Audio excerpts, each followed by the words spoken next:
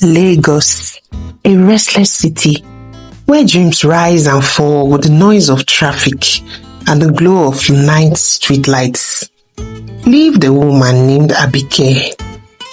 She was the kind of woman people noticed without quite understanding why.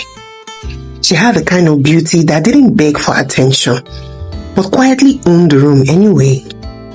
Yet somehow, in the middle of all that quiet beauty, Abike had become invisible and miserable in the one place she would have mattered most, her own home. Abike was 31, very tall, ebony-skinned, plus-sized in the way life sometimes shapes a woman after years of sacrifice. In her younger days, she could have passed for a model without even trying. But now marriage, routine, and quiet weight of being a housewife had softened her figure with extra flesh. Still, she remained strikingly beautiful, though she had long stopped seeing it in herself. Abike was a devoted wife, the kind who woke up before the sun and moved through the house with quiet purpose, sweeping, cooking, washing, arranging, rearranging, making sure every corner of the home was spotless for her husband, Segun. They had been married for about 5 years, and at the time, it seemed like a very convenient arrangement. Back then, Abike was still in her 3rd year at the university. Segun had been on campus for his weekend master's lectures when he first saw Abike, and from the very beginning, he had been completely smitten. Abike was the first of 4 children, and life had not been kind to her family. Her father had just passed. The grief had barely even settled before pressure began building around her. Her relatives insisted she should marry quickly so she would no longer be a financial burden. Segun appeared at the perfect time. He promised stability, security, and a future. So Abike agreed. But promises, they say, are easy things to make when the future is still very far away. Segun, now a prestigious banker, with sharp suits and even sharper ambitions, gave Abike the roof over her head, but little else. His words were often cold, sometimes cruel. At his best, he treated Abike with indifference. At his worst, with open disdain. Their home was a modest 2-bedroom flat, inside a crowded compound in Ikeja. The house was always spotless. Abike always made the effort, but emotionally, the place felt empty, like a beautifully cleaned room where nobody ever laughed.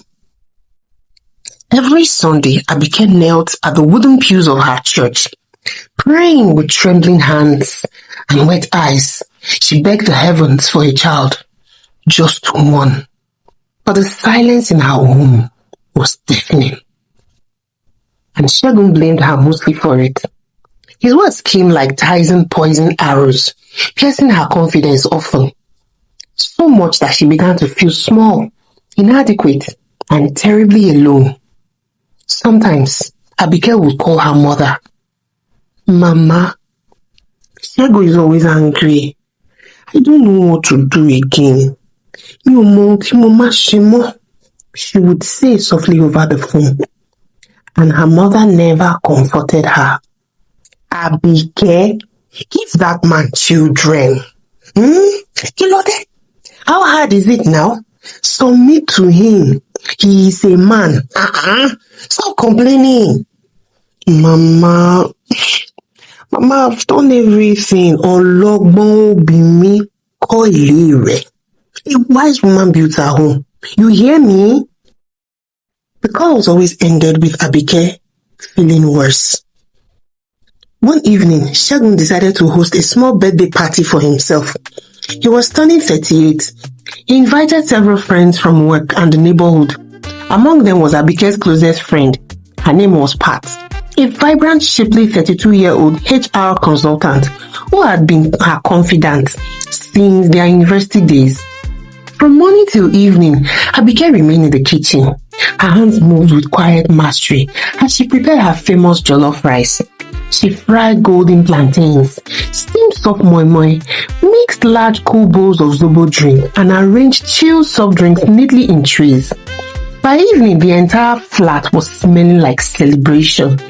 The guests began to arrive at 7 p.m. Laughter filled the room. Shegun's colleagues talked loudly about office politics while Pat animatedly shared stories from work. The food quickly became the star of the evening. Abike, this jollof is divine, oh. You should open restaurants. Another person said. The best I've had in years. And Pat hugged her friend tightly. Girl, you've outdone yourself. You see why you are the queen of the kitchen. Abike smiled softly, a small bloom of pride warming in her chest, but her eyes kept drifting towards Shegun. He just sat at the head of the table, scrolling through his phone. He barely even touched the food. He didn't even look at her. Not once. It was as if she didn't exist. By 10 p.m., the guests had left. Abike quietly returned to the kitchen. The sink filled with dishes. The room echoed with the clatter of plates and spoons. But beneath the noise were the soft sounds of her crying. She scrubbed the pots harder than necessary, tears mixing with the soapy water. She began to ask herself, had she not given everything? Her youth, her education, her dreams. She didn't even finish her undergrad program. Pat eventually found her there. Abike, what is wrong? She asked gently. Abike forced a weak smile. I'm just tired. Pat pulled her for a hug. You've been sad lately. Is it Shegun again? Abike nodded. Can you? He didn't even say thank you. Like, Abba, am I so bad? Pat sighed. You see, men, they can be so clueless. But maybe you should spice things up. Dress more enticing for him. Show him those curves now. Abike shook her head slowly. Enticing. Pat have tried everything. Later that night, Abike stepped outside with trash bags. The compound was dimly lit. The air smelled faintly of rain. That was when she saw him. Kolade. Everyone called him K.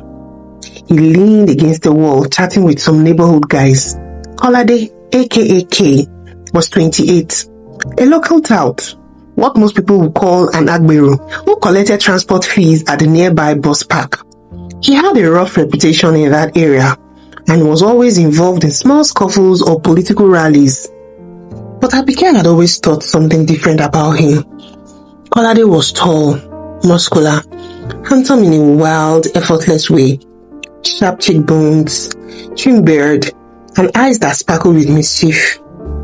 Kay noticed her immediately and broke away from the group. Fine, Mama. How far? You need help with those bags? Abike shook her head, but he stepped closer, studying her face. Hey, are you okay? Sure, Papa. She blinked, surprised that someone had even noticed. I'm fine. Just a very long day. Kolade nodded slowly. Then he grinned. I got some of your jollof rice from the party. Abike looked up. Really? Kolade laughed. Oh, that food feel you heartbreak. It makes sense. Die. For the first time that entire day, Abike smiled. A real smile. After that evening, something shifted. Kolade began greeting her wherever he saw her. Away from across the compound. Sometimes even small compliments. Looking good today, Abike. Nothing inappropriate. Just small kindness that somehow felt huge. One afternoon, Pat noticed him staring up at them from the balcony. Who is that guy? She teased. He's looking at you like you are the only woman in this Lagos. So. Abike blushed. That's Kolade, our neighbor.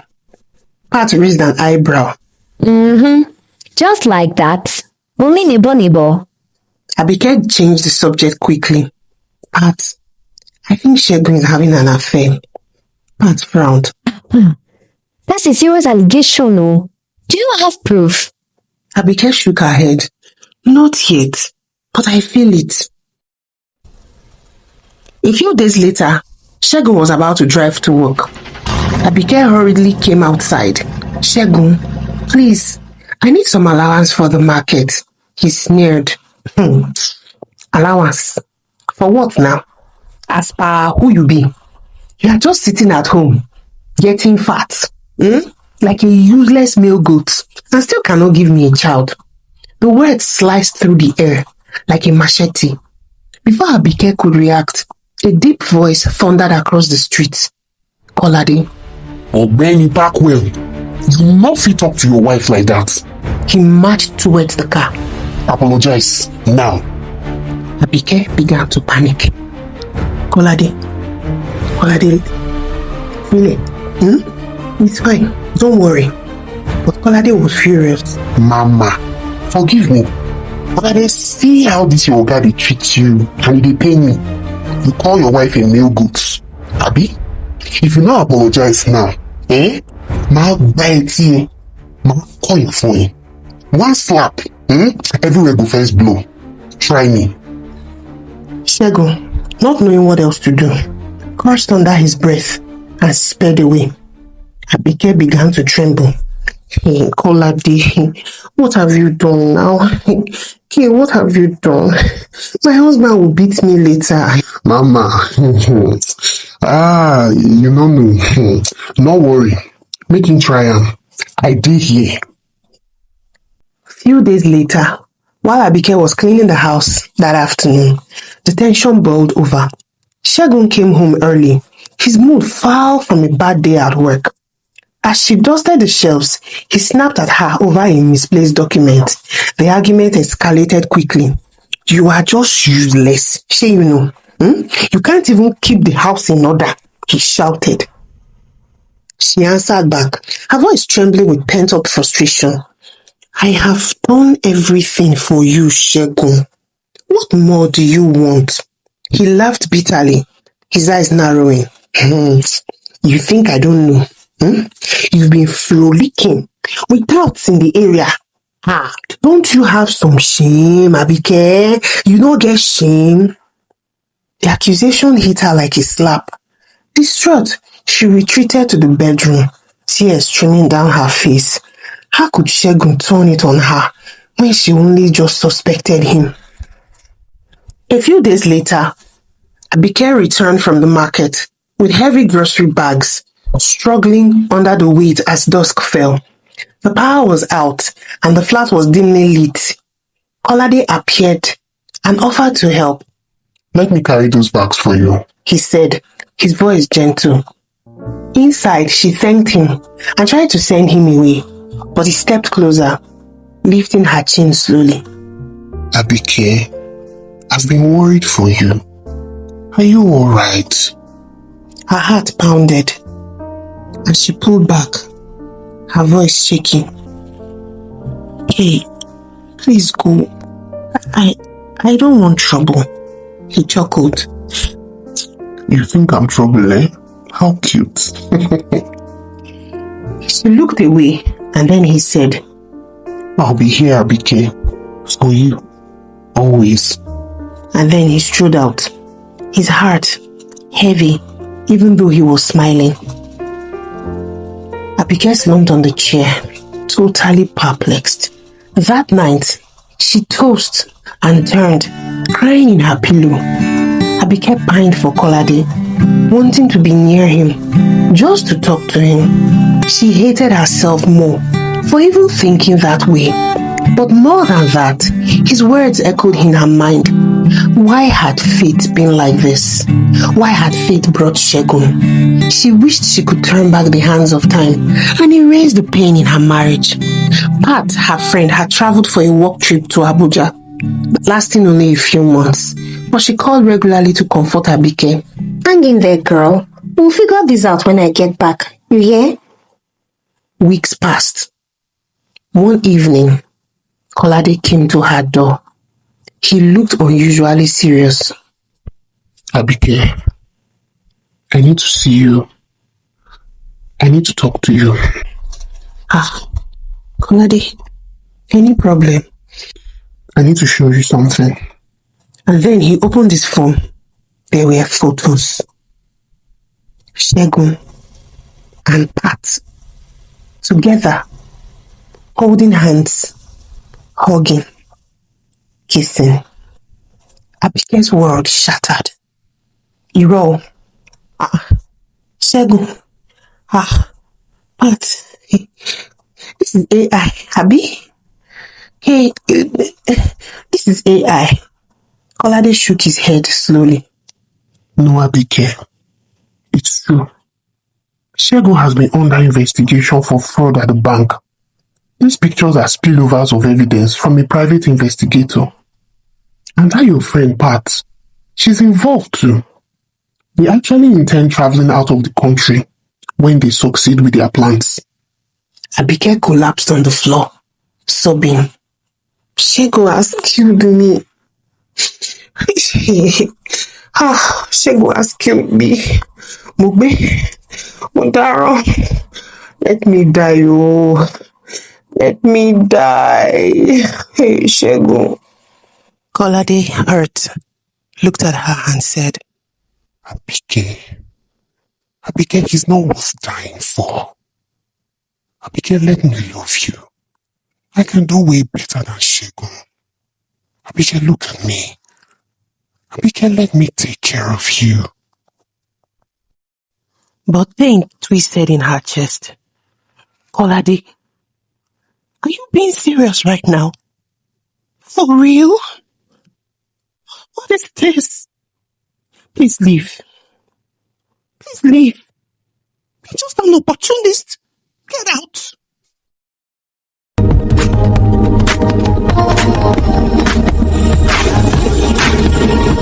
You still haven't subscribed yet?